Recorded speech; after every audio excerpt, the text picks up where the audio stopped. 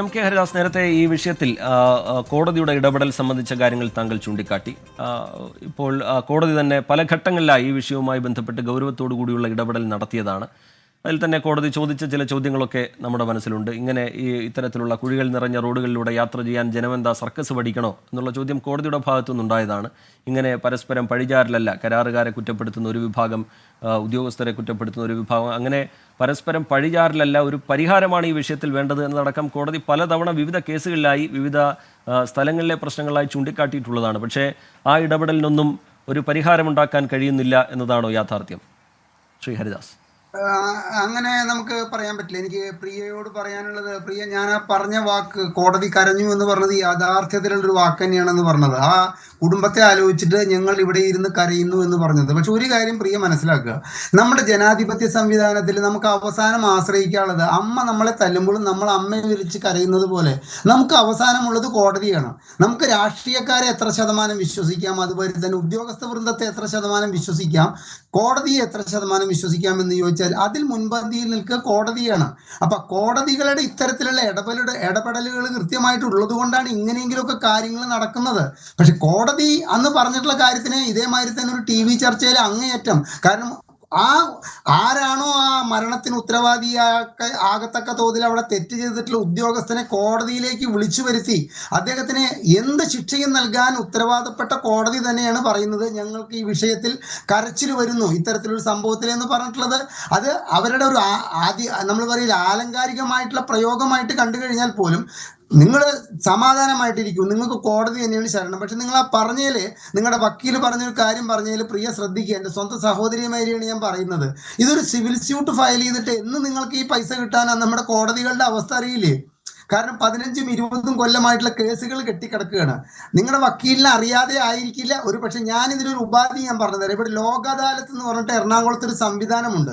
ആ സംവിധാനത്തിൽ ഇത്തരം കാര്യങ്ങൾക്ക് കേവലം 2 കൊല്ലം കൊണ്ട് തീർപ്പ് കൽപ്പിക്കുകയാണ്. അതിന് പിന്നെ അപ്പീൽ നിൽക്കുക ഹൈക്കോടതിയിൽ മാത്രമാണ്. സ്വാഭാവികമായിട്ട് ലോക് അദാലത്തിലെ കേസുകളിൽ ഒരു ഫൈനൽ തീരുമാനം വന്നു കഴിഞ്ഞാൽ ഹൈക്കോടതികളിൽ അപ്പീൽ പോലും വളരെ റയറാണ്.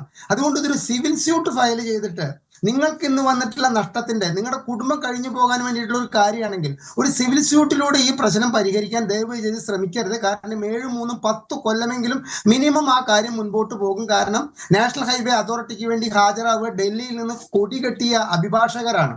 അവരൊക്കെ വന്നിട്ട് ഇത് സിവിൽ കോടതിയിലിട്ട് വലിപ്പിച്ച് നീട്ടിക്കൊണ്ടുപോയിട്ട് നിങ്ങൾക്ക് ഇതിന്റെ യഥാർത്ഥത്തിലുള്ള ലക്ഷ്യത്തിലേക്ക് എത്താൻ സാധിക്കില്ല എന്നുള്ളൊരു ചെറിയ ഉപദേശം ഒരു സ്വന്തം സഹോദരനെ മാതിരി ഞാൻ നൽകുകയാണ്.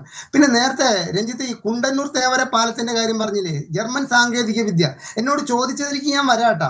ജർമ്മൻ സാങ്കേതിക വിദ്യ, ജപ്പാൻ സാങ്കേതിക വിദ്യ, അമേരിക്കൻ സാങ്കേതിക വിദ്യ, ഇത് കുത്തരിച്ചോറാണെങ്കിൽ താളല്ലേ കറി എന്നൊരു ചൊല്ലുണ്ട്. ഈ എന്ത് സാങ്കേതിക വിദ്യയിലും ഇംപ്ലിമെന്റ് ചെയ്യുന്നത് 1 രൂപയുടെ നിർമ്മാണ പ്രവർത്തനം നടത്തുമ്പോൾ 50 പൈസ സ്വന്തം പോക്കറ്റിലേക്ക് ആക്കണമെന്ന് ഉദ്ദേശിക്കുന്ന ഉദ്യോഗസ്ഥരുടെ നേതൃത്വത്തിലാണ് ഈ സംഗതി ഇവിടെ ഇംപ്ലിമെന്റ് ചെയ്യപ്പെടുന്നത് എന്നുള്ളത് കൊണ്ട് തന്നെ ഒരു സാങ്കേതിക വിദ്യ നമ്മുടെ കേരളം പോലുള്ളൊരു സംസ്ഥാനത്ത് അതിന്റെ 100% ഫലപ്രാപ്തിയിൽ തീർക്കാൻ സാധിക്കുന്നില്ല എന്നുള്ളതാണ് യാഥാർത്ഥ്യം.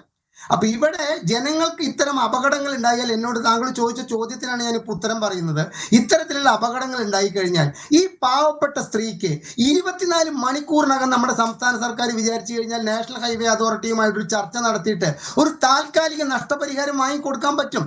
എന്തുകൊണ്ട് അവരത് ചെയ്യുന്നില്ല? കാരണം അപ്പൊ നാഷണൽ ഹൈവേ അതോറിറ്റിയെ കുറ്റപ്പെടുത്തിയിട്ട് കാലാകാലം ഇരിക്കാനുള്ള ഒരു ആയുധമായിട്ട് തെരഞ്ഞെടുപ്പുകളാണ് വരുന്നത്. പഞ്ചായത്ത് തെരഞ്ഞെടുപ്പ്, നിയമസഭാ തെരഞ്ഞെടുപ്പ്, അവിടെയൊക്കെ ഇത്തരത്തിൽ പ്രിയയുടെ കുടുംബത്തിന് വന്നിട്ടുള്ള ആപത്തുകൾ ഹൈലൈറ്റ് ചെയ്യാനാണ് അവർ ശ്രമിക്കുന്നത്. അവർക്ക് ആ നഷ്ടപരിഹാരം വാങ്ങിക്കൊടുക്കാൻ വേണ്ടിയിട്ട് നാഷണൽ ഹൈവേ അതോറിറ്റിയായിട്ട് നമ്മുടെ പൊതുമരാമത്ത് വകുപ്പ് മന്ത്രിക്ക് ഒരു ചർച്ചയെങ്കിലും നടത്തിയിട്ട് ഇവർക്ക് താൽക്കാലികമായിട്ട് നിങ്ങൾ ഇത്ര കൊടുക്കണം. അതുമാതിരി തന്നെ സംസ്ഥാന സർക്കാരിനും വാരിക്കോരി ചെലവാക്കുന്ന ഒരു സംസ്ഥാന സർക്കാരിന് ഈ പാവപ്പെട്ട കുടുംബത്തിന്റെ താൽക്കാലികമായിട്ട് ഒരു ധനസഹായം നൽകാൻ എന്തുകൊണ്ടാണ് അവർ മടിക്കുന്നത്? അപ്പൊ ജനങ്ങളുടെ ജീവൻ സംരക്ഷിക്കാനാണ് സംസ്ഥാന സർക്കാരിന്റെ, ഏത് സർക്കാരിന്റെയും പ്രാഥമികമായിട്ടുള്ള ഉത്തരവാദിത്വം. ജീവനും സ്വത്തും സംരക്ഷിക്കുക, സ്വത്തിനെ അതിന്റെ പാട്ടിൽ വിടുക. ജീവൻ സംരക്ഷിക്കാൻ കഴിയാത്തൊരു സാഹചര്യത്തില് ഇത്തരത്തിലൊരു വീട്ടമ്മയ്ക്ക് തന്റെ കുഞ്ഞിനെ വളർത്താൻ വേണ്ടിയിട്ട് കോടതി കയറേണ്ട അവസ്ഥയിലേക്ക് കാര്യങ്ങൾ എത്തിയിരിക്കുന്നത് അവരുടെ അനാസ്ഥ കൊണ്ടല്ല, അവരുടെ ഭർത്താവ് ജോലിക്ക് പോവുകയോ അല്ലെങ്കിൽ സാധനങ്ങൾ വാങ്ങാൻ പോവുകയോ ചെയ്യുമ്പോൾ ഒരു നാഷണൽ ഹൈവേ അതോറിറ്റിയുടെ വർക്ക് നടത്തുന്നിടത്ത് കൃത്യമായ സുരക്ഷാ മാനദണ്ഡങ്ങൾ പാലിക്കാതെ ആ പാവം ഒരു കുഴിയിൽ വീണ് മരിച്ചതിന്റെ പേരിൽ ഇത്തരത്തിൽ കോടതിയെ സമീപിക്കേണ്ട ഒരു അവസ്ഥയിലേക്കൊക്കെ നമ്മുടെ നീതി നിയമ സംവിധാനം എത്തി എന്ന് പറയുന്നത് അപച്യുതിയാണ്. ഇത്തരത്തിലൊന്നും നമുക്ക് മുൻപോട്ട് പോകാൻ സാധിക്കില്ല.